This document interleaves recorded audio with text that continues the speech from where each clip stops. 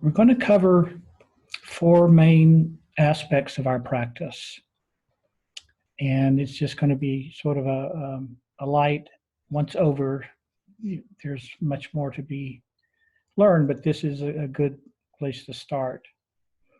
The four aspects, one is the meditation itself, which you had meditation instruction.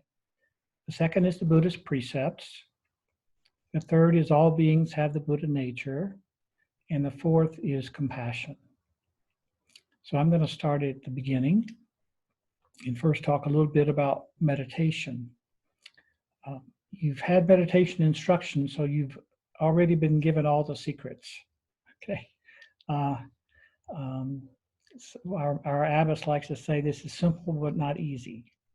The instructions are very simple. The difficulty comes in keeping up a regular practice.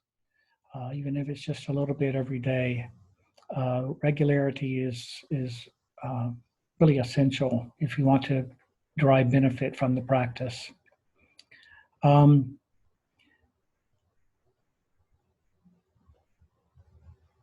We don't limit meditation to when we're seated, but meditation gets carried into all the activities of daily life.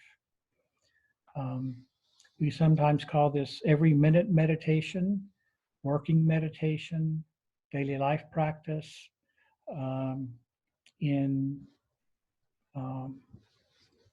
So in Japan, it would be called shikantaza. Shikantaza is actually the seated meditation. But so we want to carry the meditation over into daily life so that we benefit from everything that we do. It all becomes part of practice and is seamless.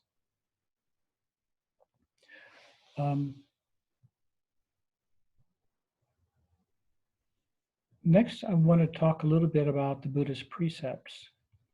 And I want to recommend a book. This is a book called Serene Reflection Meditation. Okay. It's on the Abbey's website as a PDF. You go to Shasta Abbey, Publications, and it's simply called Serene Reflection Meditation. It has good articles on meditation itself. It has articles on the every minute meditation I was just referring to. It also has a number of articles on the Buddhist precepts. In Soto Zen, or Serene Reflection Meditation, we take 16 precepts. Okay? And these are usually given by a master of the order. And usually people come to the monastery and spend a week retreat here, keeping the precepts and learning about them.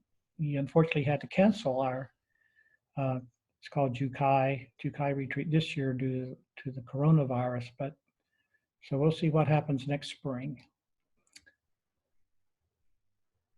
The first three of the 16 precepts are called the three refuges, okay, or sometimes called the three treasures, the triple gem. If you go to a Buddhist monastery, at least in one is affiliated with us, and go to a ceremony and do bows, the bows are always in sets of three because they're bowing to first the Buddha, and second the Dharma, and third the Sangha. And maybe I don't need to say this, but I will. We're not bowing to the statue on the altar. We're bowing to what the statue represents. Okay, this is not heathen idolatry. Okay. The three refuges. The first, the Buddha. This refers to Shakyamuni Buddha, the historical Buddha, but it also refers to what he realized. You can call it enlightenment, nirvana, the Great Awakening. And so Buddha is that enlightenment, and we share in that when we meditate. What he realized, we can realize. And what he realized is still available to us all the time. When we say Buddha, it can also refer to our own Buddha nature, our own true heart. It can also refer to what we sometimes call the cosmic Buddha, ultimate reality, um, the unborn, eternal. It goes by different names. It doesn't matter what you call it. What's important is that you come to know it. And so it means all of these different things at the same time. And in which one you're focusing on when you do a bow, it's up to you. But they all interfuse together. The second refuge is the Dharma. That's the teaching. And again, it refers to the teaching of the historical Buddha. We have some scriptures that are said to be his, pretty close to what he actually said. We have other scriptures that have been written since the time of the Buddha, and often we don't know who wrote them, but they're obviously scriptures that lead to a greater understanding, and so therefore they're considered Dharma. Dharma includes what we're doing here. This is a Dharma talk, so it's the teaching that's still being given at the present day. And then we have the refuge of the Sangha. And the Sangha is the community of people who practice.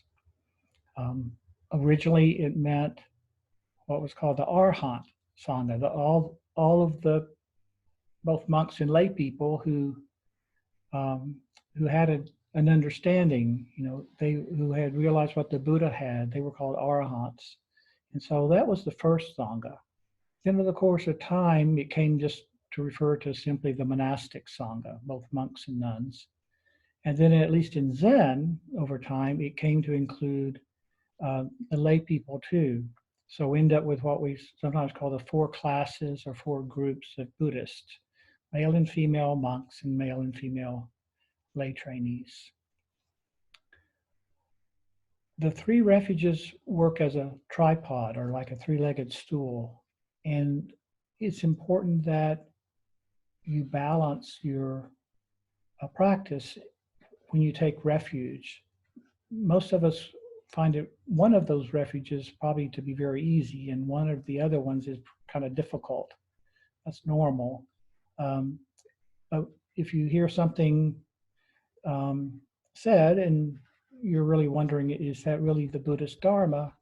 You've got the 3 refuges to check that with.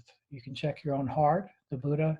You can check the Dharma, the teaching, the written scriptures that we have, or you can check with the Sangha.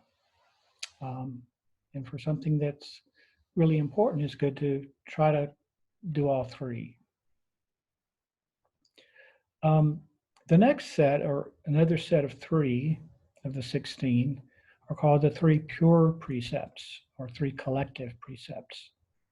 They're called the collective precepts because all the precepts that come after these 3 can be collected up into these 3. These 3 are characteristic of the Mahayana tradition.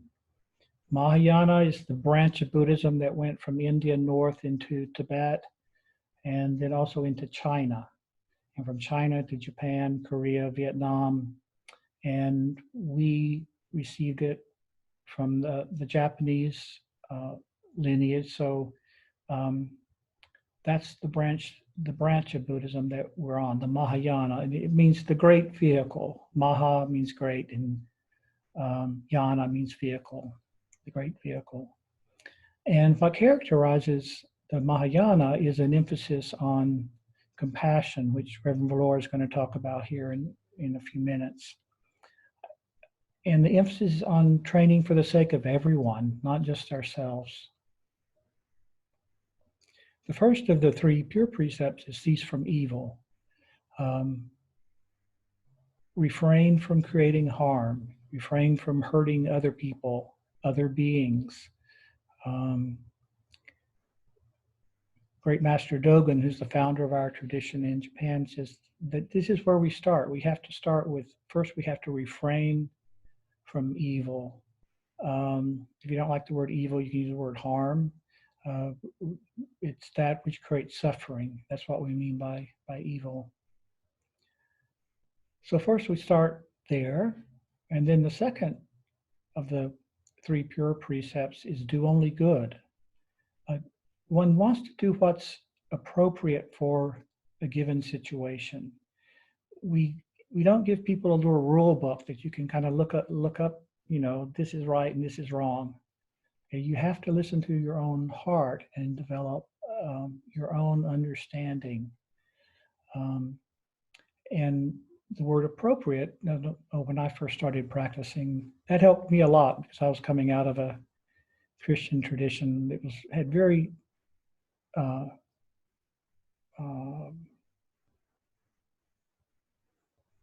very strong ideas about what was right and wrong. Okay, and I found the word appropriate really helped me make a shift into what Buddha was talking about.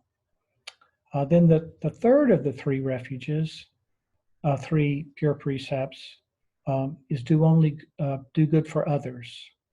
Okay, benefit sentient beings. We're in this not just for ourselves, but for other people as well. And a lot of the teachings that we find in the Mahayana tradition are about ways to benefit beings. And you'll come across them if you stay working with the Mahayana tradition. So that's the first 3, the 3 refuges. The next 3 are the 3 pure precepts. And then we have the 10 great precepts. The 10 great precepts are sometimes called the Bodhisattva precepts because they're the practices that a Bodhisattva engages in. A Bodhisattva is a being who's dedicated to training for others as well as oneself. They're sometimes called the precepts of Buddha nature because they are an expression of our Buddha nature. They're not a set, hard and fast code of rules thing. The 10 precepts are often couched in a very kind of plain, do not do this, do not do that. But the original form was, I undertake the rule of training in order to teach myself not to, and then you fill in the blank. And I'll just go over the 10 briefly and then talk about one of them in detail, how to apply, give an example of how to apply them. So the first key precept is on killing, refraining from killing. And we have refraining from stealing, refraining from sexual misconduct or misuse of sexuality, refraining from not telling the truth, refraining from selling delusion, and I'll talk a little bit more about that one. Then there's a precept on speaking against others, being proud of oneself and devaluing others, being stingy or mean, indulging anger, and then we come back around to the first 3, and it's what's sometimes called defaming the 3 treasures. It's creating doubt in other people's minds. So let me start with the precept on killing and give you an example of how to apply the teaching when we endeavor to keep that precept. Again, it's not a thou shalt not kind of thing, because we don't want to set up a situation where we're caught in a dualistic view. Our meditation grounds us in an openness to everything. Okay. So when we have the precept on not killing, if we try to take that too literally, we're just going to find ourselves tied up in knots, because we really can't live without killing something. We kill microbes when we shower. We're trying to create a vaccine to kill the coronavirus. We kill cabbages and carrots when we eat them, pull them out of the ground and eat them. So you really can't live without killing something. So the precept really morphs into do as little killing as possible. Okay. And so that gives you a wide latitude to find what's the right action in a given situation. We're generally, in keeping this precept, we're generally vegetarian. That comes out of compassion, not purity, because we have compassion for the animals who have given their, well, we have compassion for the food that's given its life for us, but we don't want to take the lives of animals. However, if you have a medical necessity for meat, that's fine. My teacher, Reverend Master G.U. Kennett, was a diabetic, and she used meat to control her diabetes. Okay, and she just always, she would bless the animal. You know, she would think about the animal that had died for her so that she could live. So that's the precept on killing. The other one that might not be that clear is the precept on selling delusion. It's not dealing in intoxicants. However, it's not limited to drink and drugs. It's whatever clouds the mind, whatever gets in the way of having a clear mind. And so that can be ideas, emotions.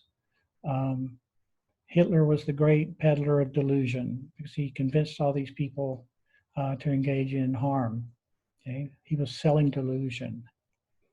I think the other precepts, again, you can look them up in this book, and I think you can, also on the Shasta Abbey website, there may be just a list of the 10 precepts, or on the OBC website. That's our orders website. I know there's a page that dedicated to the precepts, and that's under Order of Buddhist Contemplatives. So I'm going to stop there and turn it over to Reverend Valora. And again, just kind of going over lightly, just giving you an overview of what's involved in taking up this as a practice. Thank you very much. So continuing on from what Master Oswin was talking about, precepts and meditation. So meditation and precepts, of course, they're the heart of our practice. And we also teach in our tradition that all beings have the Buddha nature. Fundamentally, it's taught that we're pure, which is different for many people who've been brought up, in Judeo-Christian tradition. We're pure, and out of ignorance, we create suffering for ourselves, which obscures our real nature.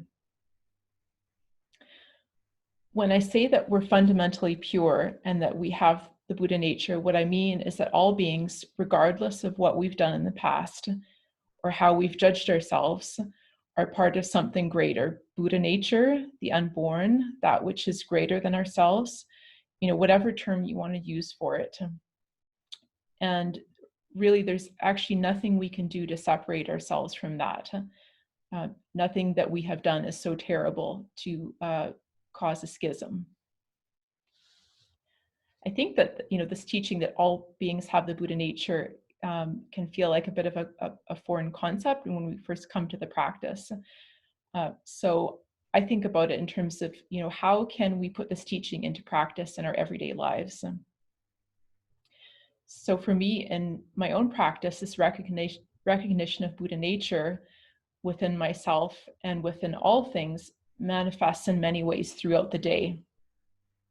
When passing other monks in the cloister or lay people, we make gasho to each other, which is a mutual recognition of our Buddha nature.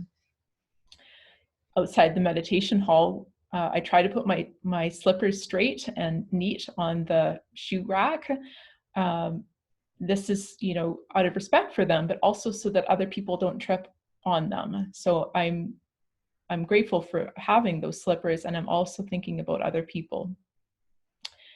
At morning service, we bow to the Buddha, like Reverend Master Oswin mentioned, we're bowing to that which is greater than ourselves, and then we turn and we bow to each other. We have this practice of bowing when we enter and leave the Buddha hall, the meditation hall, our rooms, even the bathroom. And I really try to do that routinely. And this is really recognition of the Buddha nature within everything, but also an expression of gratitude.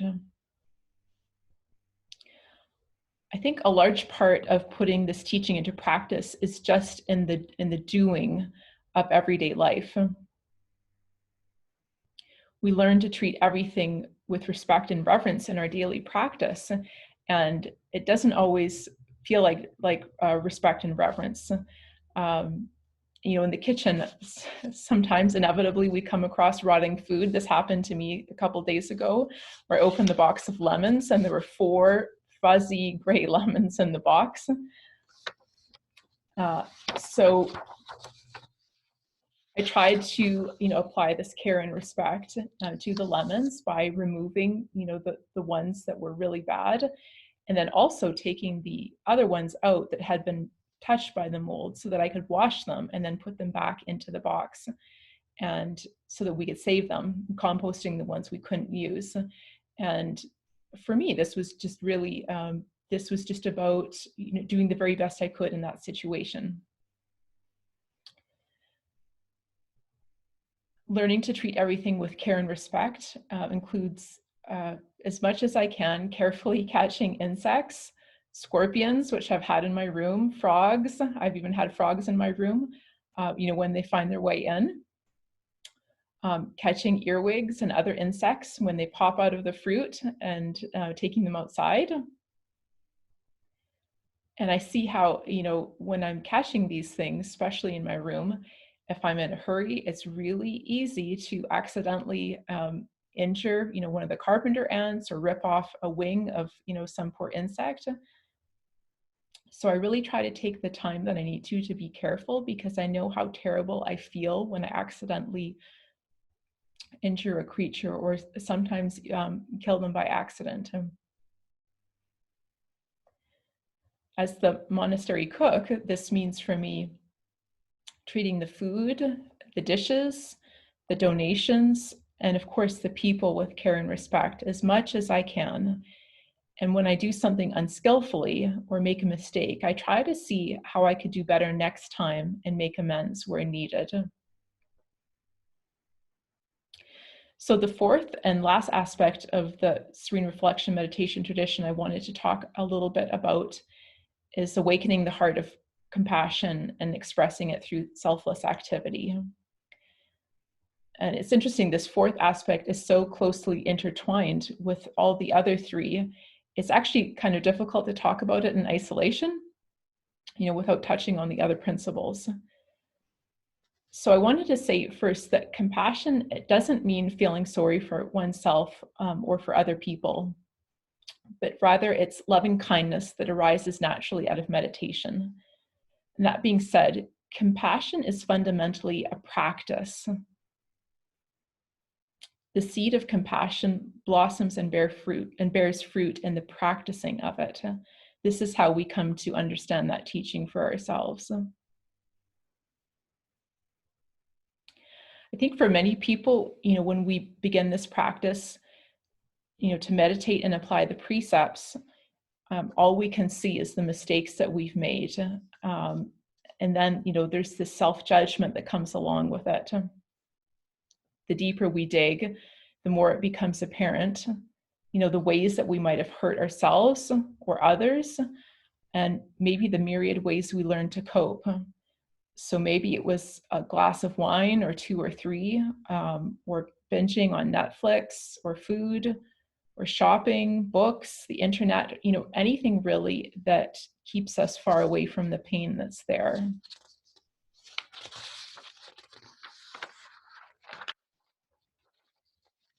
Because compassion is a practice, we have to begin by first applying it to ourselves.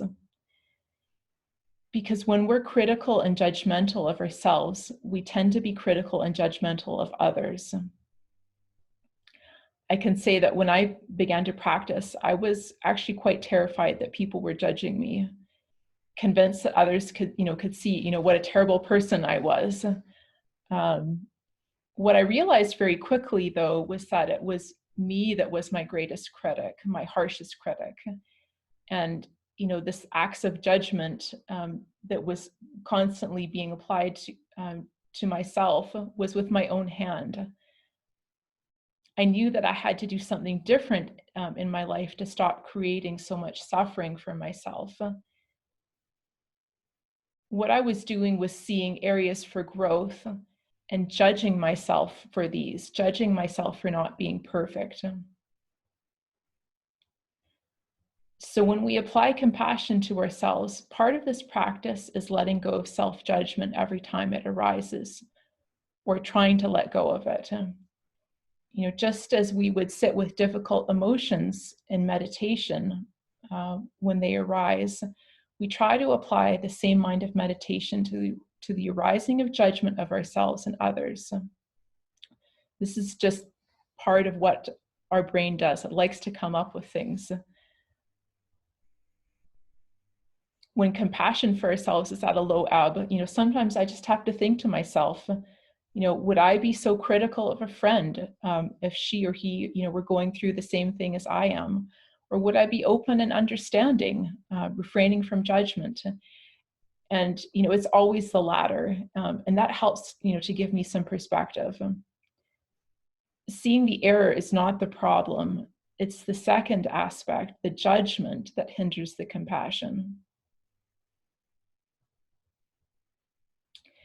So in practicing compassion towards others, we begin to see that people who annoy us, the people we can't stand, our enemies even, are just human beings. They're just like us. Even when people do hurtful, even terrible things, we begin to see that others experience pain just as we experience pain. I think happy people don't go around hurting others, and we can have compassion for that. When we can begin to apply meditation and precepts to our life, we see how refraining nourishes this heart of compassion in us, the refraining that Reverend Oswin was talking about in terms of the precepts. So refraining from judging ourselves and other people, refraining from speaking ill of others or spreading gossip, refraining from killing insects, on purpose, or becoming angry when someone cuts us off in traffic. And the more we refrain from these things that cut us off from others, the more we allow that heart of compassion to grow naturally. I think it's important to mention that we don't have to try and manufacture some feeling or emotion of compassion. This is something that arises naturally out of our practice. So even if we haven't taken the precepts, we can still try to put them into practice as part of our practicing of compassion. In fact, this is critical. We can do this by taking a precept that we really need help with, that we want to work on, and just keeping it in mind throughout the day as best as we can. Some people I know have a different precept every day that they try and focus on. So if we were to take the precept on not speaking against others, for example, every time we have the urge to speak, to spread gossip or to spread a rumor about someone, or just even repeating something that actually maybe we don't know for ourselves that it's true, we might pause and just take a moment, take a breath, and just try to be still with that. And is it really necessary to repeat whatever that information is? I remember, when I was working as a teacher and would sit with coworkers at lunch, when people would begin to gossip about someone, or even just, people in the news, I, as much as I could, I would simply try to refrain from adding fuel to that fire. And sometimes I would just say something like, I haven't found that to be true, or whatever was needed in the situation.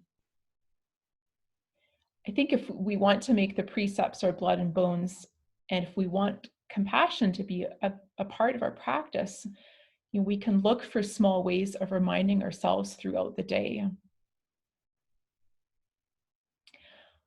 I want to end by saying that the practice of compassion, begins with ourselves, but ultimately, this is a practice it's not all about me.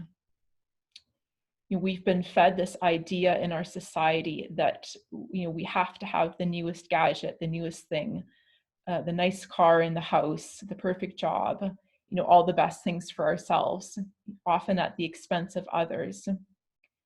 And I think in a lot of ways, that's a really prevalent attitude, but in really subtle ways, we can also have these attitudes. I have to have, the best of, here at the Abbey, I have to have the biggest piece of pie, or I have to have the nicest looking piece of fruit for myself, and not really considering actually the needs or wants of other people, and just wanting things the best for myself. And in so many ways, it's really easy to go along with this. The precepts teach us, though, that we can be of infinite help to others when we can learn to refrain, when we can just stop for a moment and think, do I have to have this for myself? Is it all about me? And it's really in the application of meditation and precepts and putting the teaching into practice that we can be truly of benefit to all beings. So that's all I wanted to say about those two aspects. And I think that,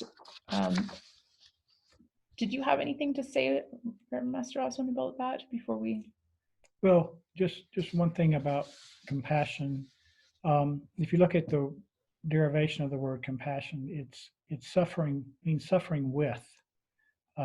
You're feeling with another person. You're feeling their suffering. And as Reverend Valora said, this isn't necessarily a feeling. It's not sentimentality and it's not emotionality, but it's an actual practice that we can open our heart to when we see other people suffering and feel what they're feeling. And they said that sympathy is one of the signs of enlightenment.